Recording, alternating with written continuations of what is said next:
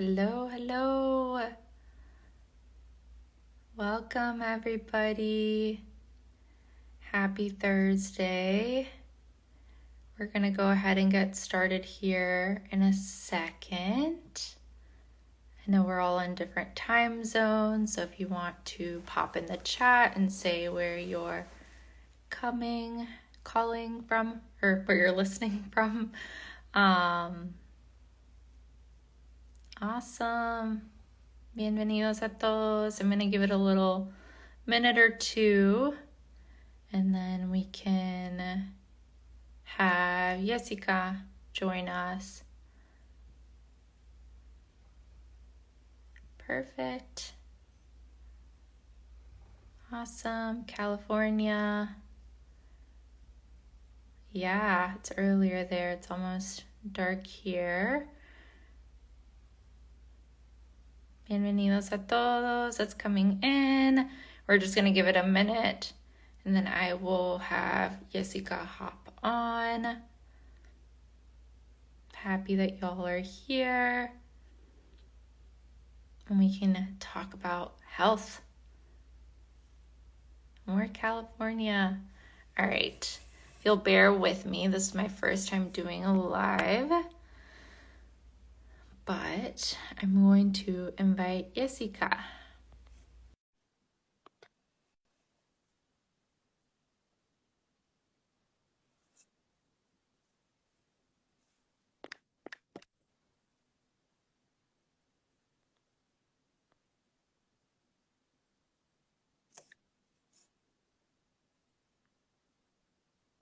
All right. Let's see if this works. Bienvenidos. Hi, everybody. Hi. It worked. Huh? I said it worked. It did work. We figured it out. How are you? I'm good. How are you? I'm good, thanks. Happy Thursday. I know. Happy Thursday. You've had a week. Yeah, well, we're not going to go into that because it's No, we're not. We're trying to not forget about that a little bit, and then we'll go back to that. Awesome. Well, we can give it a couple of minutes. It looks like we have quite a bit of folks hopping on, which is exciting. Yay. Ooh, hello, New Mexico. I am going to get myself situated real quick. Okay, great.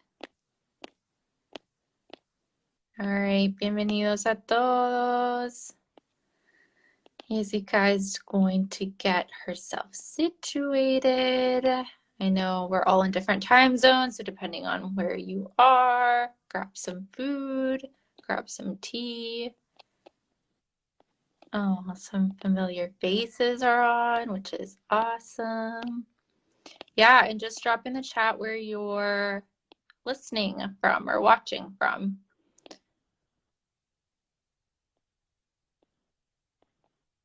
Awesome. And we'll just give it a couple more minutes and then we'll get started.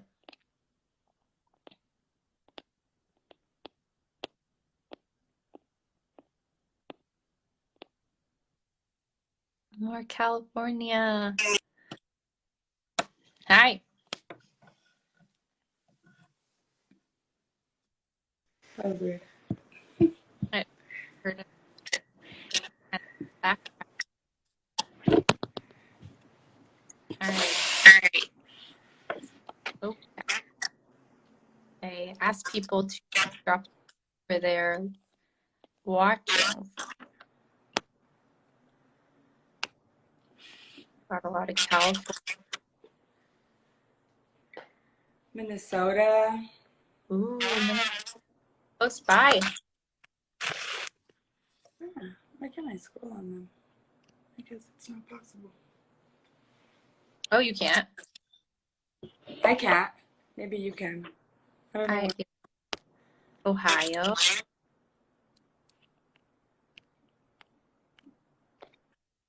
Awesome. Yes, we will Coast,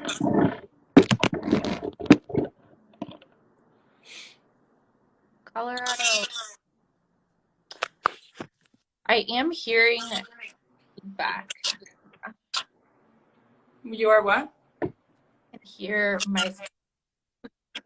Oh, your echo? I don't know why. Is it me? Can you hear your echo still? No? Now I can't hear it. It's perfect now. Okay, so maybe it was me. Hold on. I'm on my phone. No, that one went. Can you hear your echo still? Let's talk. I You're can. good? No, I can't. I can't hear the echo. You can't hear the echo? I can hear the echo. You can, so you hear yourself after you talk. Let's see. No, fine now. Oh. Yay. We'll see how it goes. Okay. Anybody else, or is it just me? I don't hear your echo. Okay, it might just be me. Okay. All right. Perfect. Want to go ahead and get started? Yeah. Perfect. Do you want to go ahead and introduce?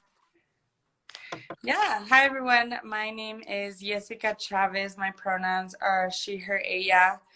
I reside in the ancestral lands of the Ute, Arapaho, and Cheyenne, aka Denver. I was a former volunteer of Latino Outdoors. The pandemic happened and everything just kind of changed for me. I'm a pandemic graduate of college, and so that's definitely been a dynamic that I've been kind of getting through. I work full time for the Keystone Policy Center, but I do a variety of different things. For example, like I'm on the Outdoor Equity Grant board for those who aren't familiar, it's a new board and a new grant that was created here in Colorado. We kind of stole New Mexico's idea, but they're doing a fabulous job, um, um, really trying to create more equity in the outdoor spaces. So I'm really excited to be a part of that. Awesome. Thank you, Yesica. Hi, everybody. My name is Natalia, and I am calling from the ancestors of the Potawatomi, and that is known now as Wisconsin. And I know Yesica because I used to live in Colorado for 6 years and moved out here. Kind of crazy, and I work for an environmental organization called Brushwood outside of Chicago in the Chicago area of nature and health. And yeah, excited here for her Aya.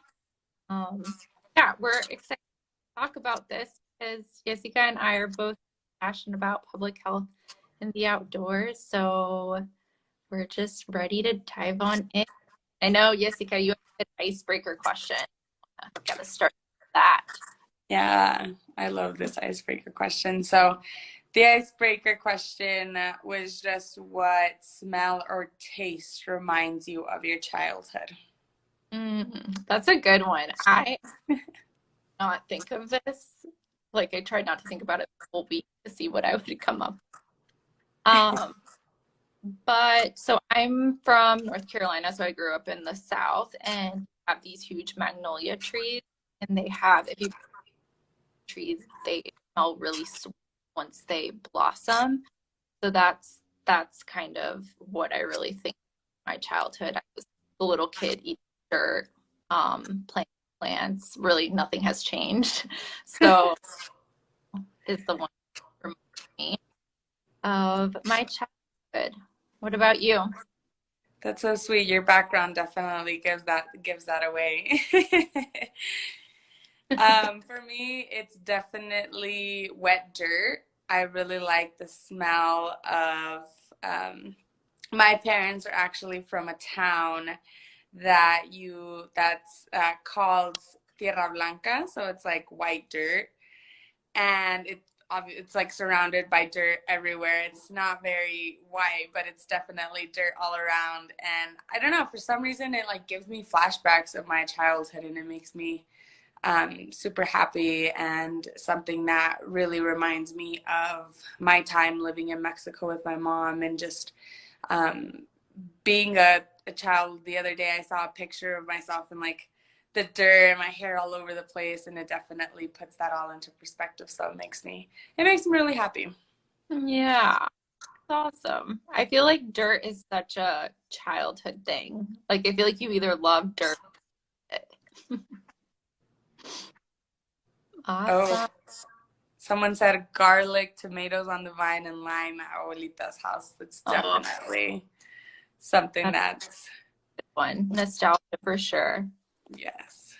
If y'all are just joining in, Yesica has just introduced an icebreaker of what is your favorite smell from your childhood. So if you want to chat, um, feel free. Cool. Somebody's saying hi to you. Hey, how are you? So glad you're here. Awesome. Want to dive right in? Yes, let's do it. All right. Perfect. So I guess the first question I have for you is what kind of led you into this journey of public health and the outdoor space? So my journey was a little bit more in terms of I was determined to become a doctor and be in the medical field. That's kind of where I wanted my direction to go. I am a biology nerd, but whenever I'm in the outdoor spaces, everybody thinks I'm like the biology nerd in terms of like plants and trees and all of that, but I am such a biology nerd in the terms of like the body. I always loved learning about how our body worked and how it functioned and really all came together. So my passion was a little bit more in terms of that medical sense of health, and the way that our body really functioned in that way. And in the environment, growing up, I didn't really have a connection to the outdoor spaces. I lived in Colorado. I was born and raised here, but I never really had something where you could say I grew up rock climbing, or I grew up hiking, or I grew up snowboarding, because that was definitely false. And I didn't start snowboarding until I was like 17 years old. And to this day, I'm not the best, but I'm definitely a lot better. I'm somebody who hasn't given up on it, but definitely wanted to a lot of times. But I'd like to say that those two were my main connections into that health part and that environmental part of it. Awesome. I didn't know that you wanted to be a doctor. Yeah, I wanted to go in the medical field so bad. Yeah, and you just graduated for Yeah, your I did. I graduated. So again, pandemic. I graduated during the pandemic, 2020, December 2020, actually. And that was a lot graduating. So I'm a first generation graduate, first generation college, and navigating that and navigating college I want to say my last year, because I was supposed to graduate in May 2020, and the pandemic really blew me by a storm, and I ended up graduating December. But it was definitely a lot to navigate. And when I graduated, I actually graduated with my degree in psychology and my pre nursing. So that was kind of where my path was meant to be. So that's kind of where it was at with all of that. Awesome. So funny. I had no idea. Yeah, That's the thing. I also, at one point in college, thought I was a nurse. it's insane. It is insane. I did not go that route at all. Um, yeah, I feel like we're similar. Um, did not grow up in Colorado. I grew up in North Carolina. It's also kind of like Jessica. I didn't really grow up doing anything outdoors like people consider outdoorsy, but I did on a border trip to Soarin' in college really randomly, and backpacked for a week. It was my first time backpacking, and half of the trip was backpacking, and then the other half was working with border agents and organization on the border.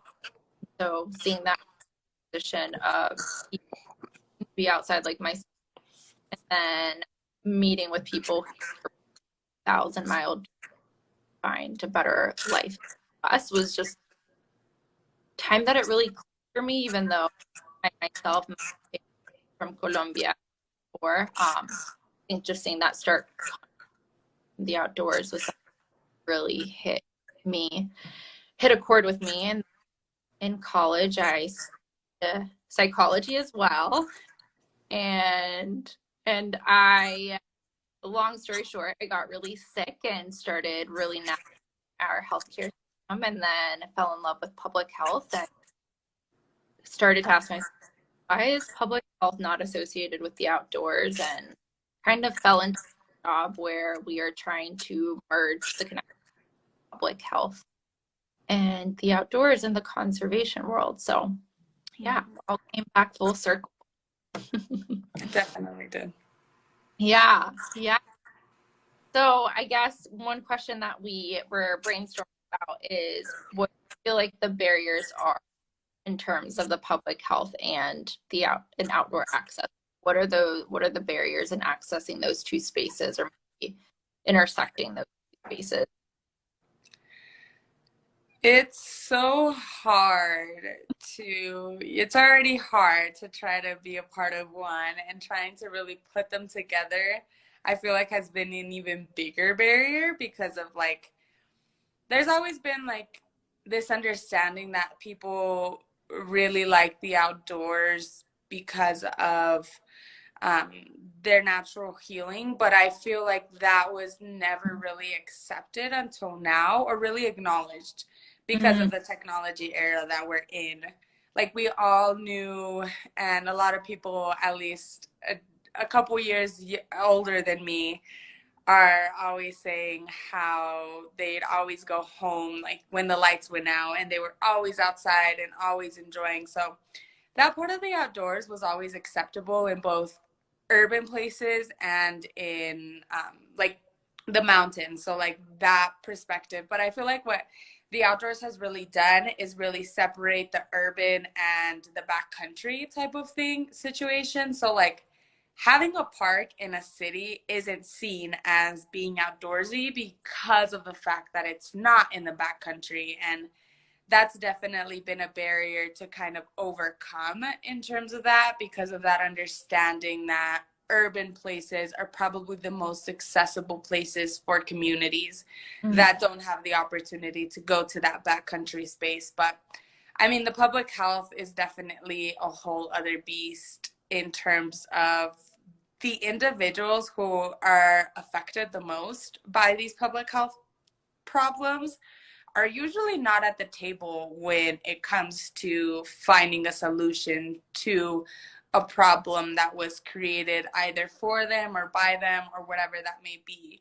And in turn it's interpreted in some way that may not be the right solution for a certain community. So I feel like they definitely have their the two different ways of having that barrier with each of them.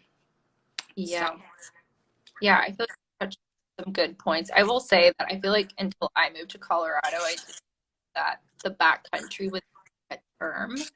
I actually don't know if that's just a term where there are mountains. I don't feel like in areas, probably. yeah, where there are not mountains, you hear that term. But yeah, in cities, like you think of parks as accessible and Mm-hmm. accessible, and yeah, the public world in itself is, I think you touched on a great point, and I think this is a great segue into talking about environmental justice, is that people who are most impacted by environmental issues, really any issues that surround their health, are not the ones. So decisions made by people who just don't have that privilege or have that lived experience. Mm-hmm. Um, and yeah, so I think this is like the perfect segue to talk about environmental justice. So I feel like it's a hot topic right now. Like I feel like it's a buzzwordy kind of thing now, but we wanted to kind of just ask what to each of us, like what environmental justice means. So, Yesica, when you think of that, like what do you think of, or like how do you define it? It's definitely a buzzword and something that didn't happen, didn't didn't come to life until like I want to say until like when the pandemic started. Um, Ah, I feel like that's when it really like started to hit the ground running because the pandemic really made us like just chill out and not really do much and really see the environmental impacts that humans had on the environment and took that into consideration in terms of really taking care. So I think environmental justice is more of a term to address environmental racism in communities. So it's definitely something that environmental racism in terms of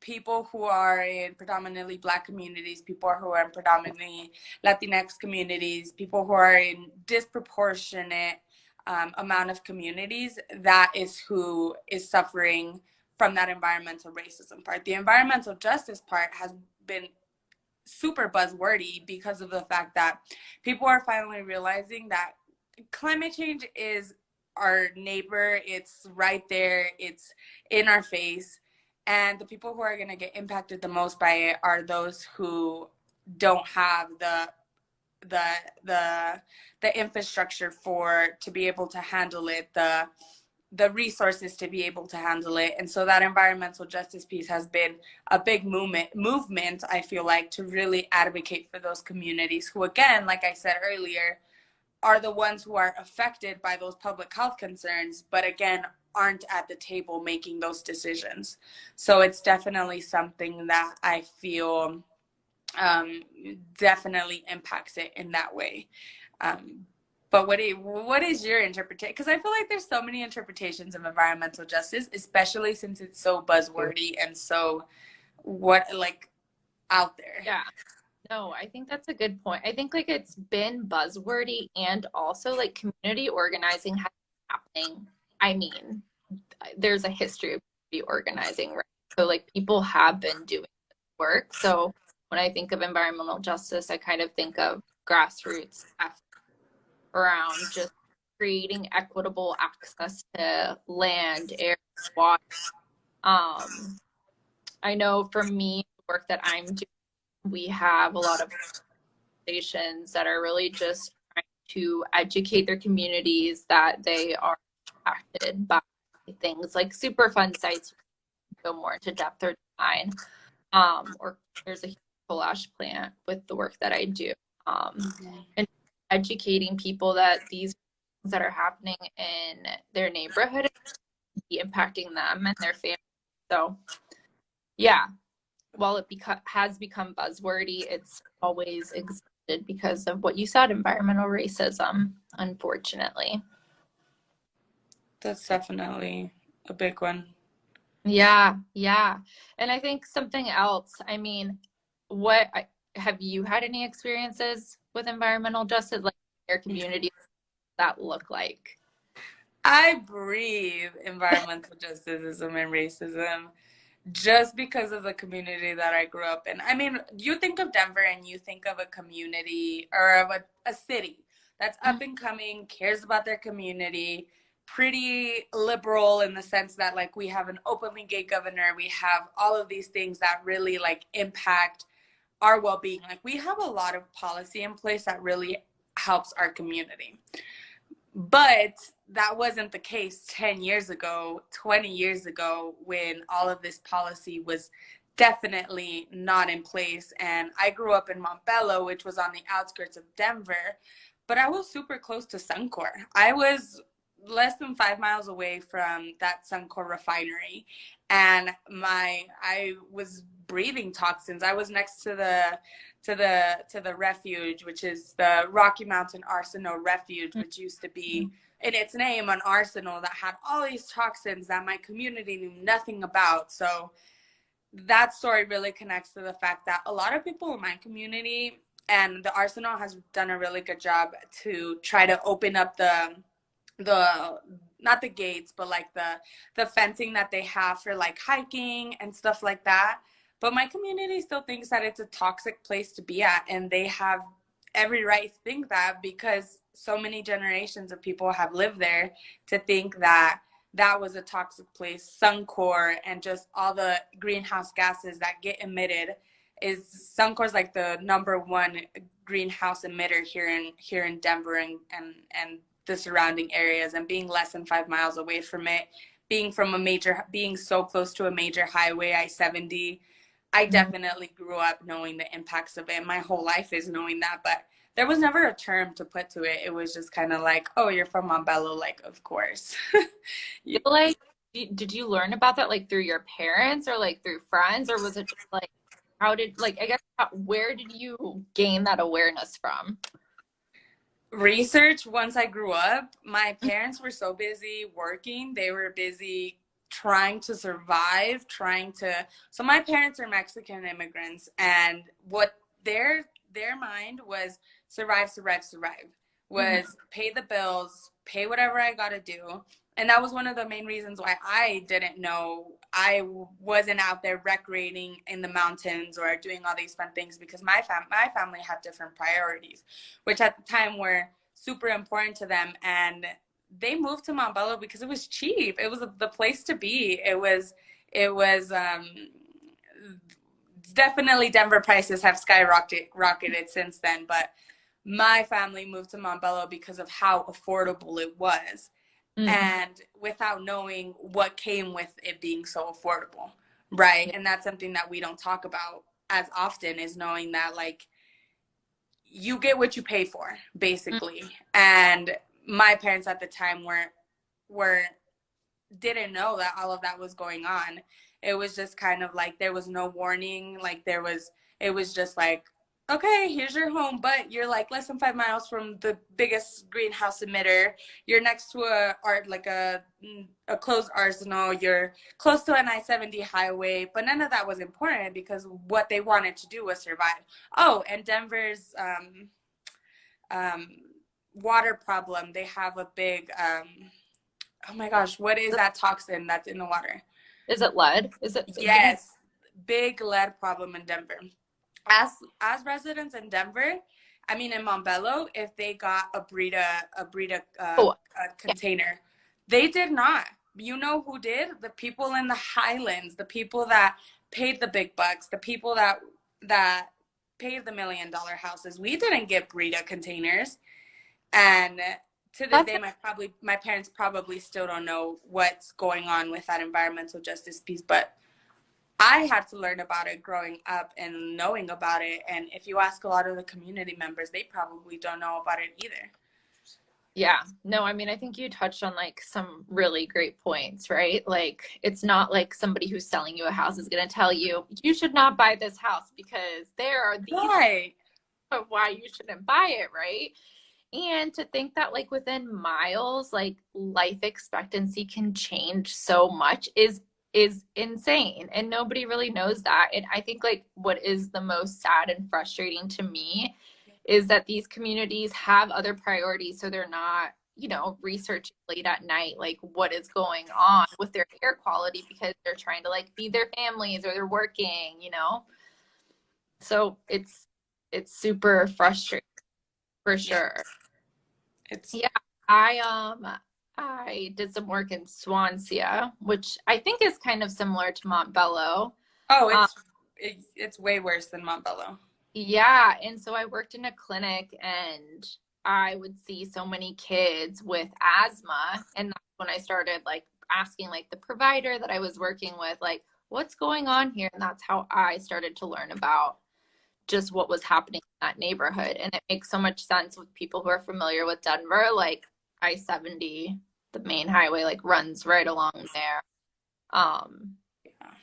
and It who, breaks it it breaks my heart. I spoke against, or for, a bill that would basically raise um the amount of fines that Suncor would get, because they get fined the bare minimum, like, and sometimes they don't even pay it. but that's beyond the point. When I spoke at that hearing, there was a mother in Commerce City who had a stack, Natalia, a stack of papers of hospital visits because from one day to another, her kid got asthma because of the pollution that Suncor was emitting.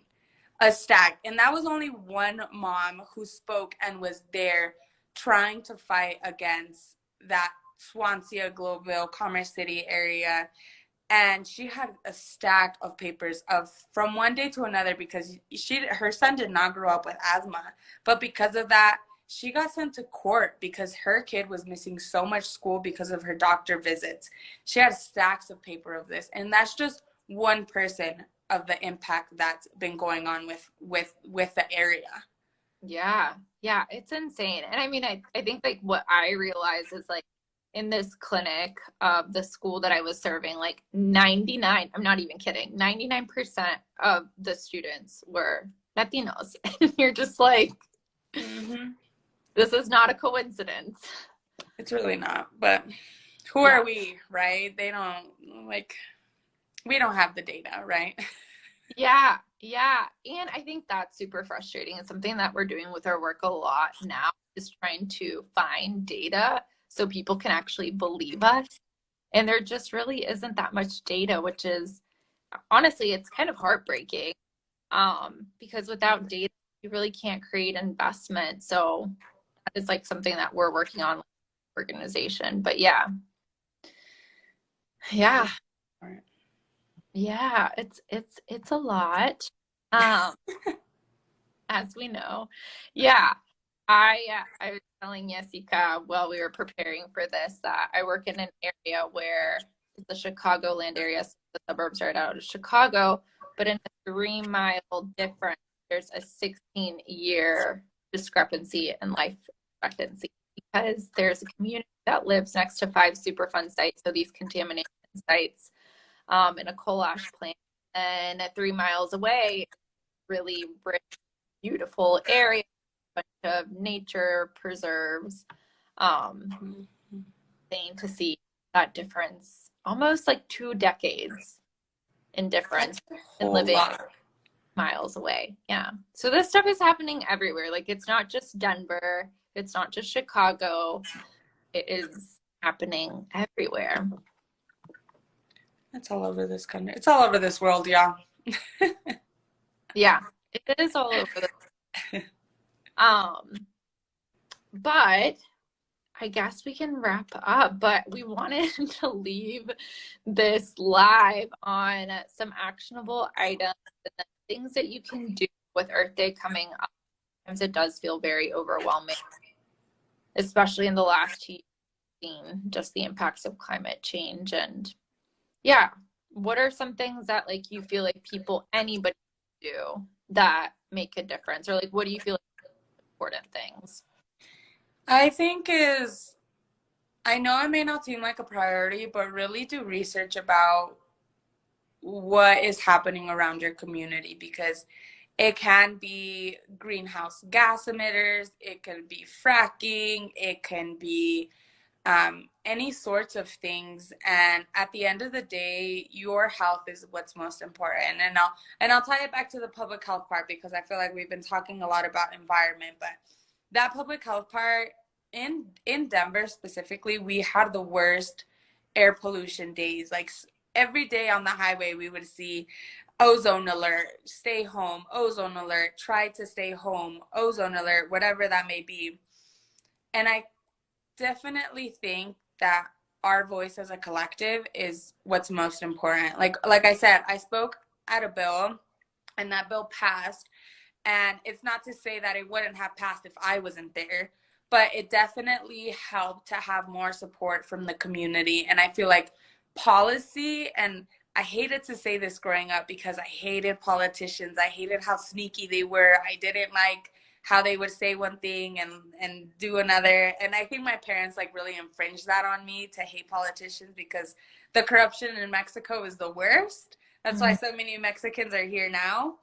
Um, but I think that policy is the best way to hold these companies and these these businesses, these politicians accountable for our health and our well-being, because at the end of the day, we need to be at the table because these decisions are being made without our consultation and with their interpretation.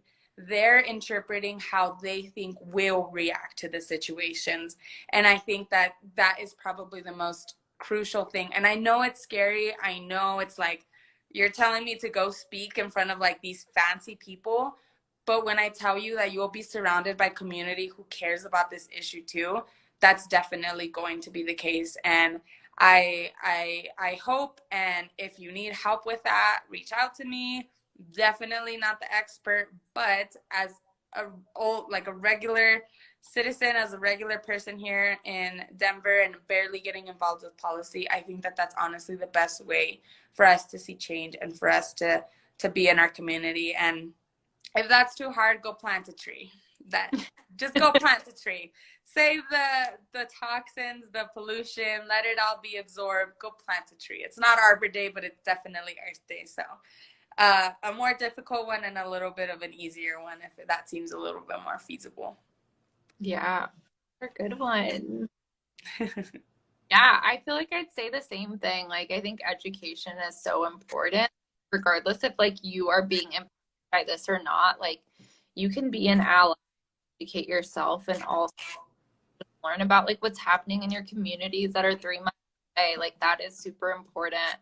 Um, the Justice 40 initiative, which was rolled out by the Biden administration, they have a really awesome tool. It's called the Climate Justice Tool. It was in their thing, but essentially you can type in your zip code, you can type in like your location, and it'll give you a bunch of indicators that kind of tell you like where and on track you are with like climate change, sustainable housing, health indicators that tell you like what's happening in your community. That's a really awesome tool that's free.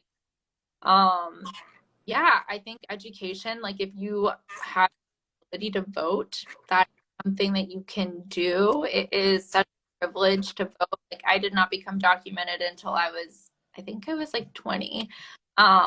So just like if you have that privilege, please use it. You can make a difference. And I think like Yesica said, like stories are so important, and you don't know like what the impact of the story are.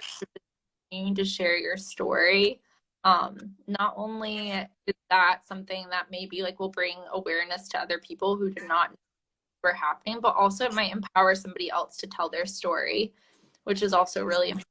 So I feel like those things are, yeah, just echoing what Yesica said, are really, really important. Yeah. Don't let them bring us down, y'all. Yeah. Let's Yeah. show up with force. Yeah. And I mean, Latino Outdoors is here to support, like Yesica said. Like, if you want help in any of this, you could reach out to the local chapters in your region. There is a map on LatinoOutdoors.org of LO region throughout the country. And if not, you can reach out to Yesica. I don't know if you want to plug your handle on Instagram if people want to. I will plug my. You can type it in the chat, but yeah, also Chicagoland area. Happy to answer any when we get into. But yeah, I think like something that stuck with me recently in sitting in some meetings regarding public health and outdoor access is that a lot of the times we think of conservation to mean just like plants, trees, animals, but humans are part of that. So it's super important to just recognize that we can all be part of that solution. Mm-hmm. I'll plug to that too because I learned that very harshly this week at a whole different thing that I was at, but it's definitely conservation includes you all, and you all are a part of the movement. It's not just those able-bodied white cis males who want to be a part of that, and that's definitely the narrative that we're trying to change because we have been stewards of not only this land and whatever our native land is, we've been there, we're doing the work, and don't let anybody tell you that conservation is anything different than that, because it's not. And we all have to live on this planet, because there's definitely no planet B. I'm not living in no Mars in a container in the middle of dust and nothing. Like, that's definitely, I love my mountains, I love Colorado, and so that's definitely something that needs to change. So thank you all so much for tuning in, and I hope this was as informative and fun as it was for me. I love talking to Natalia. It just flows so easily. So I appreciate you all. Likewise, Yesica. Thanks, everybody. Have a good Earth Day. Have a good Earth Day, everyone. Take care. Ciao.